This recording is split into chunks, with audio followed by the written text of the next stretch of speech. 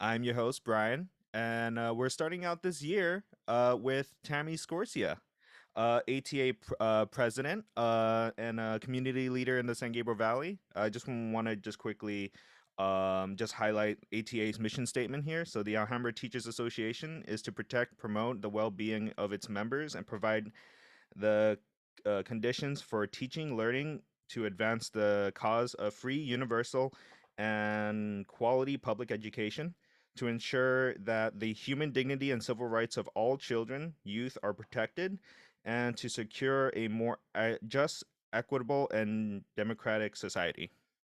And just I wanted to just give a quick highlight. So this is a quick overview of some of the partnerships or some of the highlights that I've written down in my notes. So ATA partnership with AYC to deliver food to families during the pandemic. Organize a Pride March in Monterey Park during the pandemic also. Um, Organized a I mean, stop AAPI hate march. I think literally weeks after, like I think that April following what had happened in Atlanta, and then assisted in the UTLA strike in 2019. So before we get into our conversation about unions and the San Gabriel Valley, Tammy, is there anything that I miss? Because I feel like this is probably the one and only conversation where I get to sit down and get to know you better. Well, one thing we started 4 years ago, 5 years ago, we do a reading event for the community. And so we do a huge Read Across America event. Mm, We only got stalled because of the pandemic, but we're back on March 19th this year.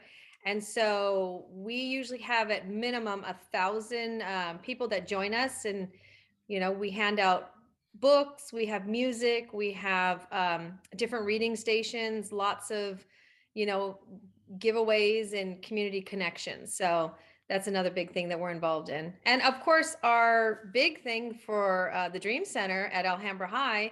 is the National Education NEA CAPE grant that has allowed us to help build and grow the Dream Center through a grant, as well as now expanding it to San Gabriel High School and eventually Mark Keppel High School. So, Mhm. yeah. And Keep I us guess busy. also, like, full disclosure, like we kind of work together on all of these different projects too. So Yeah. I think my family kind of made fun of me. It's like, are you just basically having your friends and your coworkers on your podcast? It's like, was it that obvious? Well, you know what? You've Yeah. become part of the ATA, Alhambra Teachers Association. You're part of our family because you've been there, stepping up every time we do something just to help out, to be involved, and to have a voice with the Hmm. community. So, we appreciate your unofficial membership in the Alhambra Teachers Association. We'll have to get you a T-shirt because you definitely have made a huge difference. Yeah. Well, I am. Yeah, struggle sometimes to even call myself an educator sometimes because it's like You're I an never re educator. I don't You're an I always educator. see myself, yeah, I always see myself like a constant student, but I also, I think, there's part of me that, I feel like I try to give some wisdom, whether that's through family and through helping the students out in the Dream Center.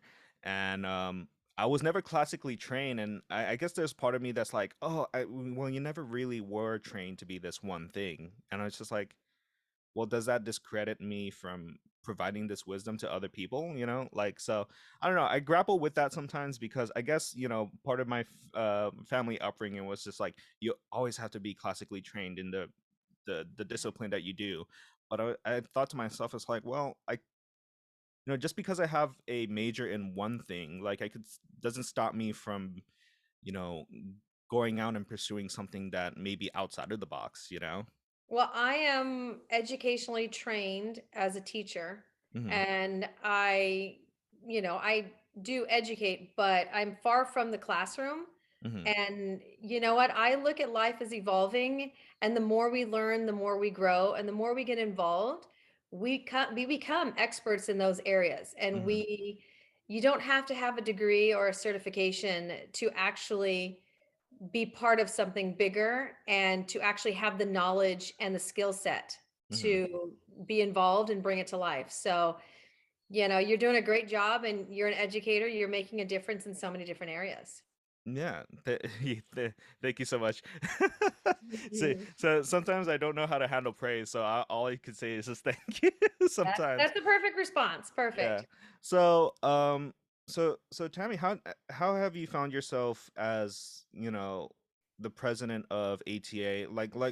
Like for many of my guests that are on this podcast, well, what is like your origin story and coming into Oh, this space? okay. So I actually have been a teacher for 24 years in the Alhambra School District. Mm-hmm. I was at Inez for 18 years, taught fourth, fifth, sixth, and eighth grade through my career at in the district. But it was just that one moment where one of the other teachers said, "Hey, can you come to a union meeting and help me out? Because I need an extra person there to listen and ask questions." Sure. And I was hooked. I saw the community. I saw how people were so connected we all had the same purpose. We wanted to make sure that our students were taken care of, their families, their needs, everything was listened to, and that it was a safe and just environment, not just for our students, but for the unit members, no matter where you are within the district.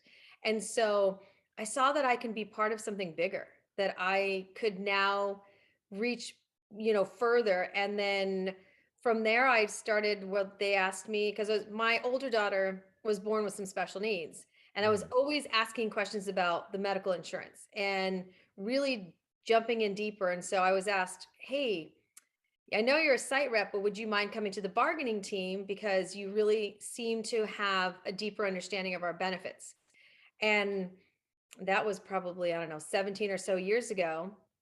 And it just kind of grew from there. And I was a state council representative for the California Teachers Association. I did that.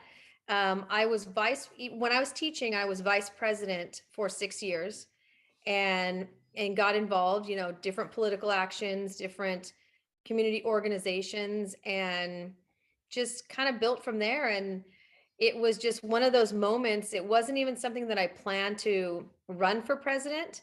When Mm-hmm. I did, it was just a moment where I was actually at a state council meeting at the Bonaventure, and there was something that was said about changing your organization into not just being one that people see as fighting contract language and protesting, legal situations for educators, but really about bridging that gap between what we do contractually and how I represent unit members on their contract and their legal Mm-hmm. rights, but actually bringing the association together with your school district and your community and building that relationship.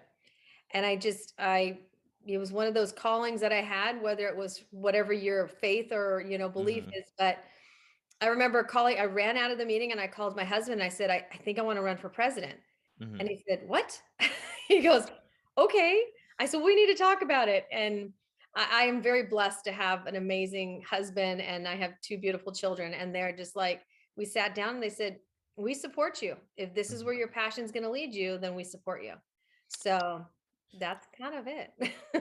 Were there aspects of like so you're currently just the like, are you teaching currently right now? So No, we are in our mm-hmm. district, the president is a full-time position. So I do this. Mm. I actually follow kind of the assistant principal's type of calendar. I'm Mhm. 11 months, 9 hours a day. Oh wow. Okay. Yeah. I'm learning a lot of things today. Yeah. uh so that being said, is there aspects of like teaching that you kind of miss or Oh my gosh, I yeah. miss the kids. Mhm. I love I love working at my office, but I went from a school of close to 1,000 to an office where we have one person, our secretary's there, and then our executive director's there sometimes as well. But I went from all that action and all that, just the noise, that beautiful noise of a school campus, to quiet. And that was deafening for me. Mhm. Um, if you come into my office, I will probably have a radio going in my office, just because I need to have that. Um, and I love going on campuses. I love, feeling the energy and seeing the students, because that's definitely that connection. Mhm. I do enjoy, we do have our special needs adult program from the Lift kids. They actually come on to our office every Wednesday to help us prepare Mm. for our food pantry. And actually this year I have one of my former students, and I had another former student last year. So Oh. that's like the highlight of my week, because I know, those young adults, those special needs young adults are going to be there, and they just bring that excitement and that happiness. So, Mhm. yeah. So I imagine that there's a lot of things that can happen from your 7 years from being, the the president of ATA, and like honestly, the elephant in the room is like these past 2 years of dealing with COVID, and even previously before that, we've had that big movement, big push to support teachers in 2019. um I think my question would be is like, what are some of like your high moments and low moments of being in that person in decision making, and at in many points leading in those conversations. So like, n- do you have any good moments, bad moments that you want to Um, highlight? I think the great moments are when we're able to connect everybody. I Hmm. will tell you, the food justice has become a huge passion of mine. Hmm. Seeing that when the pandemic hit, just seeing the devastation within weeks of what was happening to our community, losing their jobs, and that we have our families that are undocumented and they can't get all the federal assistance, and just having people call us crying because they didn't know how they're going to feed their families, and they didn't know me, they just knew of us. And so, um, it made a difference having Alhambra City Council member Adele Andrade Stadler as a dear friend of mine, and one of those, social justice warriors. And we were talking and we said, we have to do, it was torture for us. Hmm. And so we said, how do we feed families? And we just, got things together. We got things moving very quickly. Um, and then within that August, we said, gosh, we got to do something big. And then we were able to feed thousands of people, working with the community, and hundreds upon hundreds of volunteers and donors. And, we were able to feed thousands of people, and Hmm. also give them diapers and formula and produce and meat. So, I think that has been, during the pandemic, the one connection. I feel very fortunate that I've made those connections with organizations. So if a family calls and they don't have a home, they need whatever supplies they need, I feel very fortunate that I now have those connections, that I can reach out to different organizations that can help families, have a little bit more as far as housing, or food or clothing, or you know what I mean? So that's definitely the highlight of my entire 6 years as president. Um, I think overall, when it comes to the hard parts, honestly, the hardest part, it's not what you think it would be. It's Hmm. not about the contract. It's not about that. The hardest part for me is watching unit members that I represent go through tragedy, and getting those phone calls that someone has cancer, and actually working with their families to make sure that they're taken care of, and then they pass away. One year we had 3 people pass away in one year, and one of them was my best friend from Hmm. cancer, very, very young. And it was like, you know, it just breaks you, So I jokingly tell my husband, I should really, if there was a test to get my counseling degree, I'd probably do it, because I've spent a lot of time. That's like a huge percentage of my day is counseling people Hmm. and listening and trying to find ways that I can support them. And it's not always about what's going on in their job. It's about what's going on in their personal lives. So, I think that's the hard part when I can't. I'm one of those. I've been told that I'm an empath. Hmm. So if I'm, it's a blessing and a curse. So if I'm driving and I see somebody struggling, it hurts me not to stop and see how I can help them. My husband always says, and my kids are like, if we're in a store, if they're older or if they're younger, they say, do I have like a little sign on my head that says, come here, she'll help you, because they tend to, I guess I give off this energy. Hmm. So, um, so yeah, those are my highs and my lows, but I feel very fortunate to be able to have done this for 3 terms. Hmm. It's been a heck of a ride. I will tell you, COVID has pushed me some days to to breaking, but I know that we're all in this together, and it's just I understand. I'm having to this year. My biggest goal for myself was not taking on other people's emotional baggage, Hmm. because people get angry, they get frustrated, and they get mean. And so Hmm. I've had to, over the past few weeks, I've had to read the text messages and the emails and take a deep breath and go, this has nothing to do with me. They're going through something right now. They're scared, they're angry, they're Hmm. overwhelmed. So, you know, I think that there's a lot of like uncertainty right now, and yeah. um, something that's very topical on the news. Given Chicago, the teachers union there, Lori Lightfoot, the dealing with negotiations and things like that. I imagine a lot of people have either conflicting views on teachers unions. I think some people may feel like unions have too much power. What is your view of the role of unions, at least in the San Gabriel Valley, or have you ever had any criticisms of your position and the organization itself? You're talking about as for unions overall, all types of unions, or just educator unions? I think educator unions, and like, have you ever not confronted, but like had put into a situation where somebody was criticizing the work that you've done, or like Oh, the yeah. yeah, like how have you like addressed those questions before? Well, when people criticize, I remind them. I mean, I think the biggest thing you'll always hear about educators, so Mm-hmm. first of all, I represent all certificated non-management unit members. So Mm-hmm. we are called Alhambra Teachers Association, but I represent nurses, psychologists, speech pathologists, PE coaches, counselors. So itinerant, that go to different school districts. Mm-hmm. So I think the biggest misconception is that you can never get a teacher fired. Mm-hmm. And I think that one drives me more insane than anything, because Mm-hmm. at the end of the day, we don't support anybody in education that is dangerous or is somehow not good for the students. Mm-hmm. We have programs that help those who are struggling in the profession, because it's not easy. You think you're going to come in and you're going to teach the students, but you quickly find out that your role is nurse, counselor, mediator, sometimes referee, you Mm-hmm. know. Um, so we do have those supports. We have programs in place in our district that we have in our contract. Um, but we don't support, and the California Teachers Association, CTA, Mm-hmm. has really worked hard to revamp laws and legislation.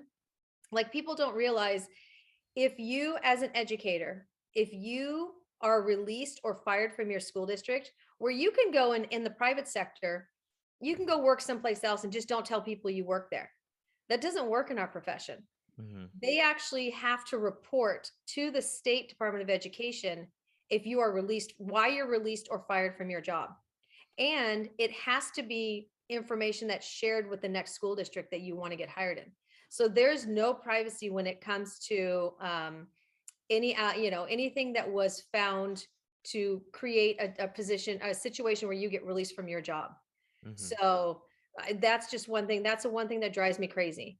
You know, we make, I'm not going to say that we make the same low wages, like extremely low wages as other states, because we're kind of middle of the row in Alhambra. We have Mm-hmm. very robust health benefits, and that's where we hold very tightly. So we do negotiate, and we don't always agree with the district. And you'll see us out there, protesting, or with signs, and having action that we take if we feel that there's some injustice. But at the end of the day, people are coming in. Just look at this COVID situation. People are coming to work every day in the most dangerous situations. The moment, people wanted to be back with their students, they were coming in. You see all these other businesses. You can't just walk into the police department anymore. You have Mm-hmm. to pick up a red phone or push a button. You can't walk into businesses and stuff, but you can go into a classroom and you can be in a classroom with 30 plus students and you're expected to be okay. And I will tell you, our educators are not saying, "Oh, I don't want to come back because I want to have a vacation." No, Mhm. that's another thing that drives me insane. Last year was exhausting. There was no off button because parents quickly learned they could get a hold of us anytime, any day, and our people felt obligated. And so they were working 7 days a week. They had where families had to work. So the teacher would hold their classes at the beginning of the day, but then they would reach out to me and say, Tammy, I've got families that they need to be there to help their child. So is there anything against contract if I actually start teaching their kids or a group of kids starting at 4 o'clock or 6 o'clock in the evening? Mhm. And I would say, well, contractually, you're not obligated to do that. But if this is where your heart is, then, can I just rearrange my schedule? Well, talk to your administrator, make sure you communicate. So, it's one of those things, like same thing with the nursing profession. You Mhm. know, people are really putting themselves out there. And the moment you hear anything negative, then it jumps on the entire profession, and it's Yeah. like, that's not fair. Just like when it comes to, I'm sorry, when it comes to police as well, you hear one, and I'm not saying that all police officers, look, they're bad educators, they're bad police officers. Every Mhm. profession has that. But when we demonize the whole entire profession, it doesn't solve a problem. If there's a problem in that profession, we need to scrutinize, we need to organize, and we need to question everything that's gone wrong and find a way to fix that problem. And that's where I do have a problem with unions Mhm. and in general. If any union stands by and allows certain things to happen, that is not right. They're doing a huge injustice to unionizing and organizing, because that shouldn't, I don't care what profession you're in, if that's what's happening, then that is wrong 100%. Yeah. And that's not what we are as unions. We're not the old, mafioso type union, of the past, that's not what we stand for. We want to make sure that, now that we're unionizing, unions under previous administrations dropped significantly because it was Mhm. all about breaking the unions so you didn't have the interference for employers to do what they want to do, Mhm. and you still hear that. I know this is sad to say, but people are like, oh my gosh, how come you don't shop at Target? I said, because they don't want unions. The first thing they do is they show their employees the anti-union rhetoric on Mhm. why it's a bad thing to bring the unions in. And it's like, well, you don't have to do that. Trader Joe's isn't unionized, but they don't trash talk unions. They make sure that their employees have livable wages and really exemplary working conditions. Mhm. So sorry, I got off on a tangent there. Yeah, no problem. I imagine that that was like a question that would hit like a personal core because, I think um on a national level, you hear these big stories, Chicago Teachers Union, and I think it to some degree kind of politicized the subject. And I think when it becomes like that kind of conversation, it's like, well, this is one talking point, that's one talking point. I feel like there's things that get lost in the conversation. And to make your case in like a small 60-second soundbite, or even less than that, watching NBC News or something like that, watching any news for all that matter, like I don't think you get 100% the context. And until you sit down and really talk to somebody that either is intimately involved, like say the president of a union or an actual teacher teaching on the ground, more than just like 1 minute, I don't think you'll get the full story. Yeah, and um the actions that are taken in Chicago, and it's now happening in San Francisco as well, here in mhm, California. It's basic, basic. You're not giving them the surgical or the KN95 mask. You don't have ventilation. You don't have the PPE that's necessary to do their jobs. And it's like, mhm, those are basic rights during a dangerous pandemic, And so you sit there and go, when people like, well, they need to get back to school. It's like, how many children are going to die? How mhm, many employees are going to die because they didn't give them the basic mask, requirement. That's required by law in the state of California, Hmm. you know. And I know it's my niece is a nurse and at a VA in Kentucky, and she just told me she was telling me they have to reuse their masks. She said her friend just died last week from COVID, because they're put in dangerous situations, and that's unacceptable. That shouldn't Hmm. be happening. Doesn't matter where you are, doesn't matter if you have a union or not, it shouldn't be happening. Hmm. So, It is very scary given, the Omicron, and that there was a lot of people, friends, family, strangers, telling me that, like, oh well, the case is not that bad. But like in my mind, I'm like, I've lived through the worst of it. Like I've hear it, like I think my sense memory of the pandemic is different from other folks because I work in a community, and like you, like as an empath, I'm like, I see it much more differently than the most like the lay person out in the street, like may not be thinking critically about the pandemic. And I'm just like, I've seen the worst of it. Like I don't want to risk it either for my family or my friends. And so I'm like, I'm sorry, like I may sound like I'm putting too much thought into this situation, this pandemic, but like I'm doing what I feel is safe. yeah. And I just hope you understand. And there's another thing to be said about opening school and closing. Like I don't necessarily like that year and a half that we close. A lot of my students felt like they wanted to be back in the school. But there's also something to be said that, like, we want to, if we do want to open up, we want to do it safely, we want to do it Mhm, equitably. mhm. I think in the frame of LAUSD, you do have this big school system, right? But in that school system, you have like micro communities that have better funded schools versus other schools. And so that was that big conversation that I had with a previous guest about school community models, right? Like having um, different communities dictate what can happen in their school system. So um, I think I might be on a tangent, but That's okay. No, it's it's true. It's yeah. it's 100% true, and you have the have and the have not, Hmm. and I think at the height of the pandemic, what we saw were those in the community where I live in, where people have plenty of resources, they have the means, and then all of a sudden the pandemic hit, you know, um, 2 years ago, I had friends who were like, Tammy, I don't know what to do. I don't know where to get food for my family.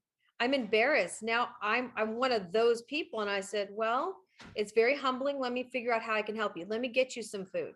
And I think that if we learn anything from this pandemic, it's that the humanity that we all saw, and Hmm. that's what drives me bonkers, is like everybody was so together and we're all one, and now it's become, very divisive, and it's only because it's become politicized. It's a pandemic. Hmm. It's a deadly virus, and we are fortunate in the Alhambra School District that our Board of Ed made a very, very bold decision and said everybody must be vaccinated in order to maintain their job.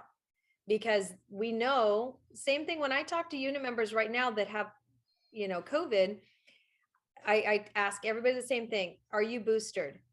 And I will tell you, the ones that are boosted they're getting sick, but it's a milder version. They don't Hmm. feel great. It feels like a bad flu, but the ones who are not boosted are really struggling. Um, and they're really sick, but they're not in the hospital. Yeah. They're not being ventilated. Hmm. So, you know, it's horrible, and it's going to be interesting seeing what we look back on in a couple years when we get past all this, and the just the conversations that we have on how things were and how people behaved. I mean, I Hmm. think that is the one thing I am blown away by people that I know and their behaviors. It's not just the pandemic, but what led up with the previous administration in this country, Hmm. where people have been empowered to be mean and disrespectful and take things to a very different level. And it's like, well, that's not who we are. Hmm. When did we become this, these people? We're supposed to be helping each other. We're not supposed to be tearing each other down. Hmm. So, yeah. Well, my question in response to that: do you feel like given the pandemic, given where we are right now with, like another elephant in the room, AUSD was closed today. It was a pupil free day for students. And um do you feel right now like confident to say, are you optimistic about, the future of education in California, or like maybe in the very micro sense, like do you feel optimistic about, Alhambra and like the direction we're going, with You mean students and for the pandemic, you mean? post pandemic? And we've had this big energy, right? We're coming off of, you know winter and spring of 2019 with like this feeling that, like, teachers have a voice, teachers have more power, right? At the very beginning of the pandemic, I think parents had an understanding that the role of teachers was like very high, right?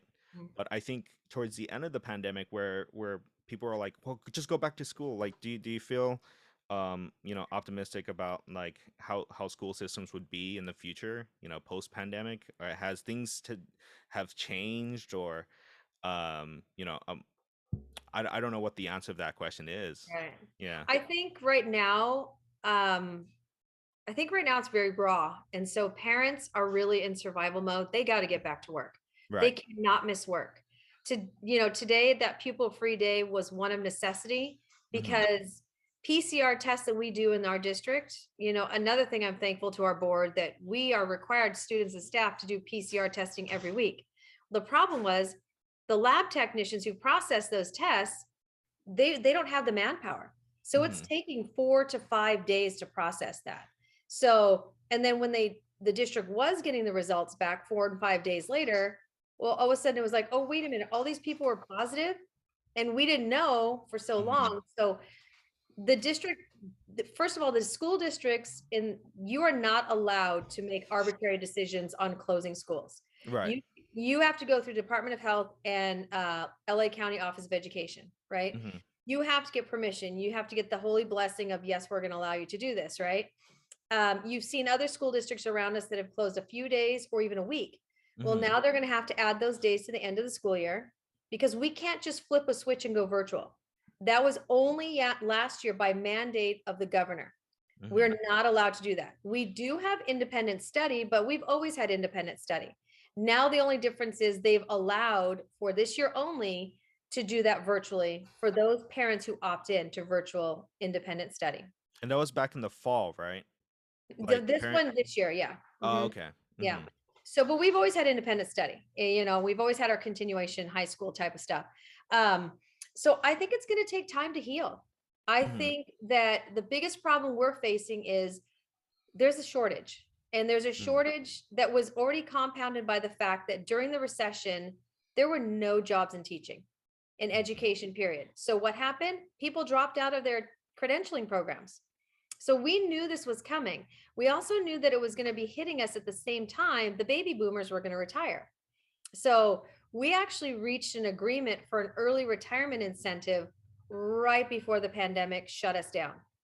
So we actually had like close to 50 people who retired at the end of the 2020, like the 19-2020 school year. So we had gone, oh my gosh, what did we just do? But we needed to, you Hmm. know, to do that. But then we've lost so many people because it's so exhausting. It's Hmm. so demanding. And then the other part is the medical. We have people who cannot be around. We know kids get sick. We know there are viruses, we know there are Hmm. germs. We know that going in, but not at this level, and just that fear. So we've got a lot of people on leave of absence. We have people who have just been so beaten down by this experience with the pandemic. They're changing careers altogether. Right. They're leaving the field of education. So we're finding ourselves in a massive shortage of educators. And it's going to take a lot. It's going to take a lot because now that nationally people have seen what it is to be an educator and what it means in a very skewed lens, because this is Hmm. not what it means to be an educator. This is No. not this is not normal, but this is the only frame of reference they have. Right. So it's more about like, oh no, I don't want to go into that. Um, so I think my impression of parents, and they come into our office, for our food distribution, um, and they love their teachers, they love the staff, they love from everybody at the front office, they love the people that are with their children at their schools. Mhm. They just get angry when they think that we're going to shut down because not that they don't trust the reason behind it, but that they know the implication means that they will not be able to go to work and they might lose their job. And Right. we don't work in a community where people can just say, I'm going to take a week off of work. We're not La Cañada. We don't have that luxury Yeah. to be able to do that. So for our families, that means, okay, so now I'm working multiple jobs potentially. Mhm. I'm already on thin ice. I finally got a job. Now, what is that going to do for me? Yeah. So, that's the struggle is an extreme situation for them. Mhm.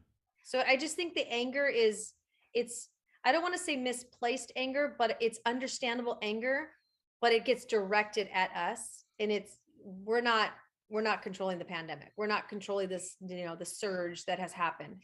Mhm. So, but I will tell you, being in the school district for 24 years and working in the community, the one thing that I absolutely love is just how much they really love their teachers, their counselors, their psychologists, their nurses, and respect that you really care for my child. I mean, when we do our political action stuff and we have to do precinct walking, we always want to walk in the area where the school is that those people live in. I mean, that they go to every day, because that door opens and it's like, oh, it's my, you work at my school, Mhm. and they get, even if it's everybody classified, certificated, they just get so excited because you're royalty, Mhm. you're the one. Think about it. Kids are in school typically longer than they are at home every day, especially if they're in one of our after school programs. Mhm. So their time is 10 hours sometimes at our school campuses with the after school, or programs that they're involved in. So they're with that family, their school family, much longer they are with their family at home. Mhm. So Yeah, and given that, like, the school shortage, like the teacher shortage, I still get students that still want to become teachers. Like, they come into the dream center and they say, it's like, Mr. Kim, I see how much you work. Or they see how, even like Javier and like all of the teachers that help run the dream center, it's the amount of work and passion that they do. I think I'm hopeful for that I think that there is still a generation that still wants to get, you know get their feet wet and get into this profession. Hopefully, I've seen, I'm a person that doesn't pay for YouTube, but I've seen like those commercials online and on local television, talking about like, hey, this is all the incentives if you apply for a credential program at this school, and all of these things. So, I hopefully there's a new hope, people understanding that's like, the pandemic that we gone through, it's like this is like a very extreme case. But generally, a teacher, although the stress that you would find as being a teacher, this is not the stress that you will right. be constantly No, in. no, Like, no, no, you're no. not at 110% Yeah. throughout like decades. I think this has just been an extreme case. And it's our profession is a profession of the heart. Hmm. You have to want it because there was that old, I hate this, that old saying that says, those who can do and those who can't teach. I don't know if you've ever heard that. It's a horrible saying, but at the end of the day, no, we're the ones who are doing it, and because what other profession, think about it. If you're at a job, you're on probation for what? 3, maybe 6 months max. We're temporary. A lot of us, I was a temp teacher for 4 years Hmm. before, you know what I mean? And I still had no permanency until I got, they call it tenured, Hmm. but it could take 5+ years for you to get permanent status. Now, people don't realize that. People don't realize that we're at will employees for quite a long time when you're hired as a temporary. And then you have to go through probe 1, then probe 2, but they can still release you Hmm. until you get to that permanent status. People don't realize that we don't get Social Security. We don't pay into it as educators. But even though I had a job before becoming an educator, before becoming a teacher, I'm not entitled to my Social Security because Mm. at the federal level, they say it's double dipping. I'm not even allowed to get my husband's Social Security. I'm not allowed to get that because that would be double dipping, because I'm an educator and I get a pension. What other profession do they do that? I mean, Mhm. honestly, we don't get state disability. That's why CTA makes sure that we are, they have an approved plan that we can work with. So there are a lot of things that people don't realize that, you know, that we people say, oh, well, you get to play and you have the summer off. I remind people, we don't get paid when we don't work. We Right. are salaried employees. So when people say, well, you get Christmas break, Thanksgiving, and spring, right? But we're salary. We have a salary, but we don't get paid for holidays and breaks. Mhm. We actually have a salary. So if I'm actually out on medical, and I did, both of my kids were born in September. So when it came to me being out during any of those holidays, I don't get paid. You know what I mean? So yeah, there's a lot of things that to be in the profession, to be in the educational profession, whether you're classified or certificated or management, you have to do this because you have a higher calling that Mhm. pulls you in, because you're making a difference. Mhm. So and I honestly, in the 24 years, people are like, oh my gosh, don't you just sometimes hate going to work? I've never hated my job. I've been exhausted. I've been overwhelmed, Um, I've definitely some days been like, okay, this day needs to end. But I've never been one who's ever said, oh my gosh, I don't like my job. I thank God every day that I have a job and a profession that I love what I do. I couldn't Mhm. imagine, and my job has morphed. I actually started as a classified employee. I was in Mm. classroom aide and I was a yard supervisor for a playground. That's how I started right out of high school, you know? And so I've been doing this for 6 months out of high school. I started as a classified employee. So, and it's been something that I feel fortunate when I hear so many people hate what they do and it just makes them absolutely miserable. You know, Mhm. my job has morphed definitely. And I don't know when I'm done being president, what it's going to morph into next, whether I go back to the classroom or something else. But I just know that I will not be far from education, number one, Mhm. and I won't be far from my union work because and that community service to others because it's just who I am. And it that's what got me through the pandemic. I was going into the office every single day. Mhm. My secretary and I, we got a big building, as you know, and I stayed in my office. She stayed on her end, but I was like, I don't want to work. There was that short time where we weren't even allowed to be on the roads, right? That Mhm. was the only time. Other than that, I said, no, for my mental health, I got to get into the office every day. And I did. And then just starting to help others. And I made it. I mean, you were there doing it. Mhm. Seeing I'm that, it just was like, oh, it fills you. You get through it.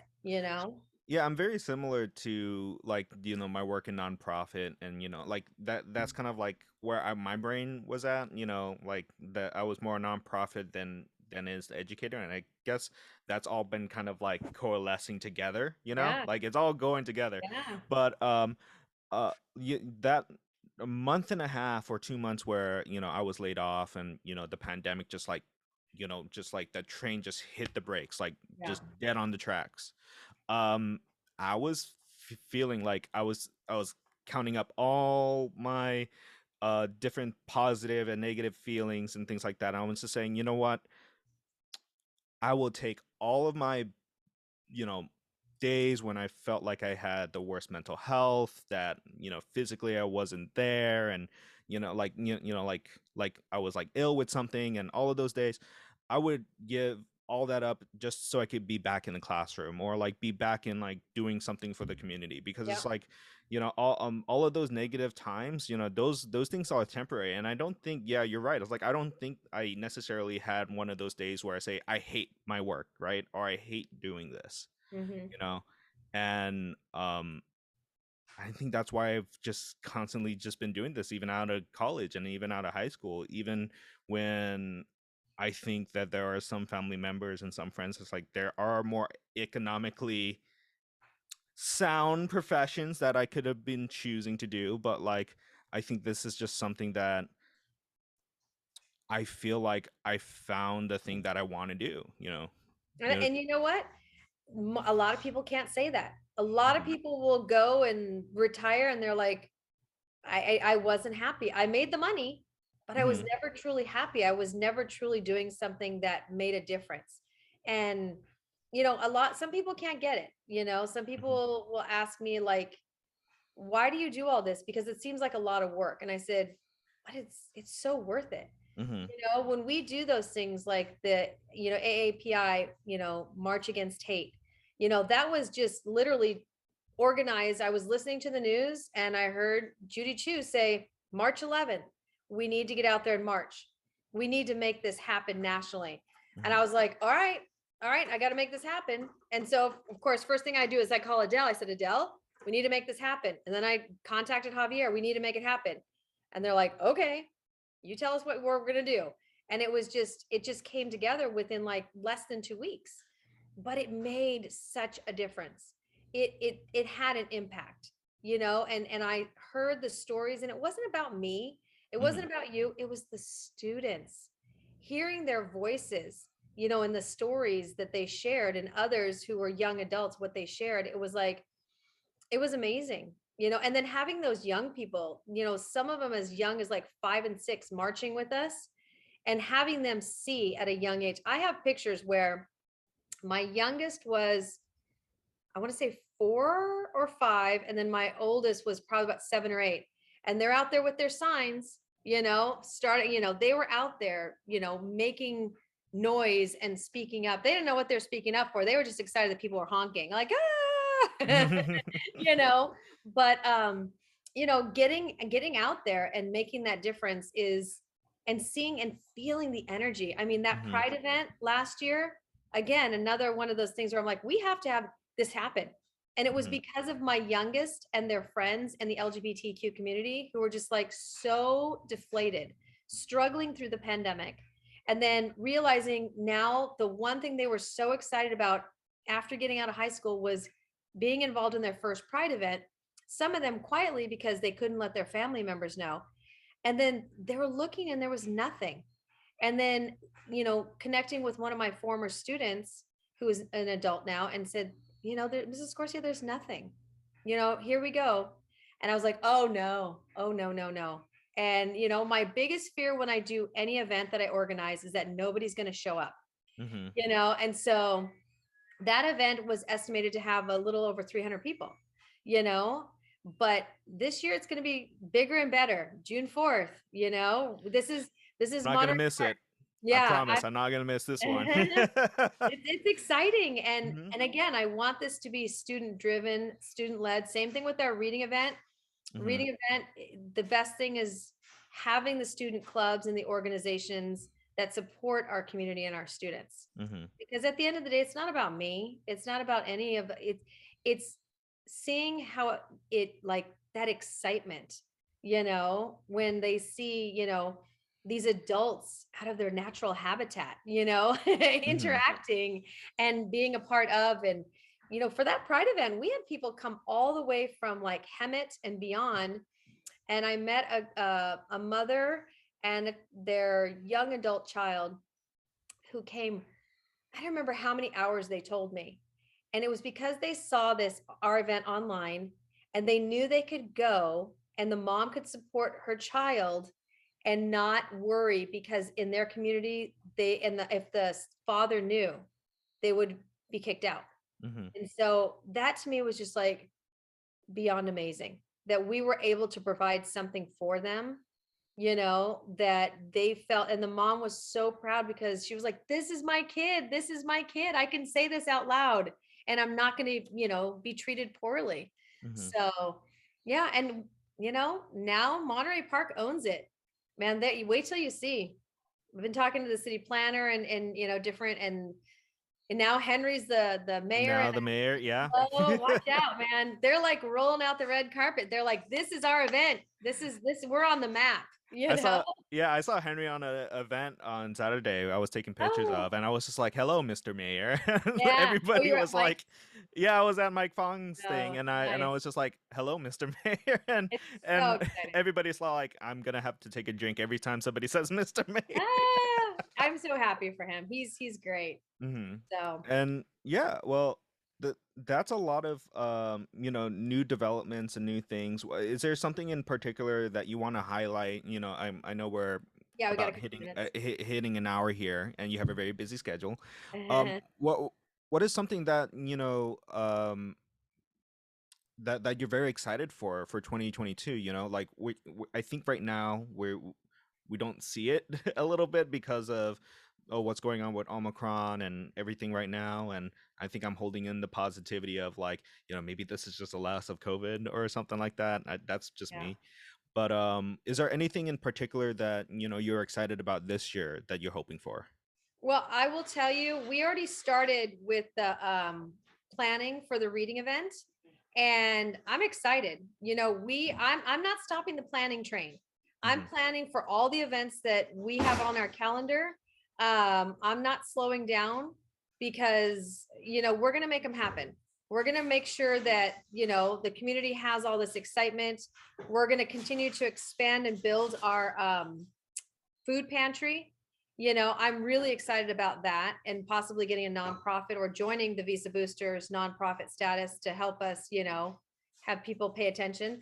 I am very excited about the new food recovery law in the state of California because now I can connect with the grocery stores and other restaurants and say, we have the ability to take the food that's edible and that's perfectly fine that you have to throw out because we have a refrigerator and freezer.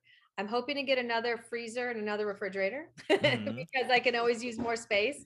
But I'm trying to move forward on the positive. Hmm. I'm trying to look. Did you hear the governor's proposed budget? An extra $5,500 per student in the state of California Oh. for public schools. That's a game changer. That's that's exciting because we are just so poorly funded in the public Hmm. schools. So, I mean, my dream, my goal long term is to create community schools in Alhambra, Hmm. and be part of that. But I didn't set resolutions. I set goals, and I Hmm. every morning I get up and I kind of do the affirmations and try and think of, okay, today is going to be great. What do we have to look forward to? And when we have those bumps in the road, I go, okay, let's try and figure it out. Let's not have it pull us down too much, but look at all those great things we have, moving forward. So Hmm. just trying. Yeah. And I think that we could probably have a conversation that is hours long too. And, even questions about, retaining teachers and talent. You mentioned before about, people shifting to completely different careers, and I was thinking, right after we talked about that, I was like thinking in my head, like, well, people are coming out of school with enormous debt, right? Like, and if you really want to be a teacher, it's like almost an impossible task, when you have that mountain of debt and things like that. So Well, I they was, do have CT and NEA. They do have the tuition forgiveness programs for educators. oh yeah, yeah. So yeah, they have really done a great job. I know quite a few people who have had their debt, almost all of their debt forgiven, or a good percentage of it. So Hmm. that's a big thing. And I know Biden, because as you know, the vice president's wife, Dr. Jill Biden, is part of NEA, the largest union in the country. Hmm. So that's a pretty big win for us too. Dr. Jill Biden, we got to make Dr. sure. Jill Biden. Yes, yes, yes. Yeah. So, well, thank you so much. I appreciate this time. This is my first podcast, so this is pretty exciting. Thank you Yeah. for being part of this too. And I've it was never really my idea to be like the political podcast of the San Gabriel Valley, but I guess just things just happened. Hey, you know Yeah. what? You had a calling. You were meant to do this, and I guarantee there's going to be bigger and brighter, and you're just going to grow and expand. Hmm.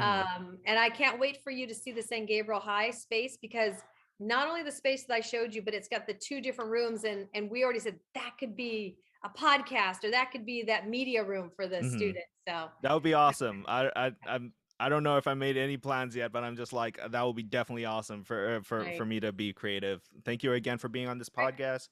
For the audience, if you like what we do, just please, subscribe. Please comment. Just engage with us. And so, thank you again, and we'll see you on another podcast. Thank you. Have a good evening.